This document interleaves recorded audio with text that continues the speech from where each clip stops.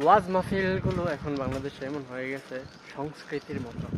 বৈশাখ মাসে বৈশাখ মেলা যেমন একটা বাংলাদেশের সংস্কৃতি, এখানে বৈশাখ মেলায় মানুষ অংশগ্রহণ করে কেন?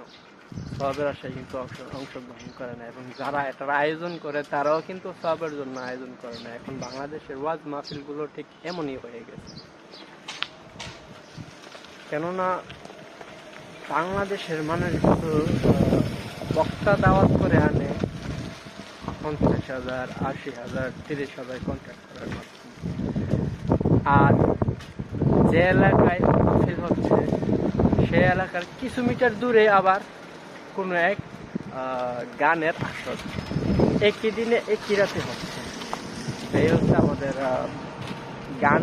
গান কিন্তু কেউ সওয়াবের জন্য করে না, সংস্কৃতি রক্ষা করার জন্য করে। ঠিক তেমনি এখন মাহফিলগুলো মানুষ এখন এমন ভাবেই করে, কারোই উদ্দেশ্য করার জন্য না।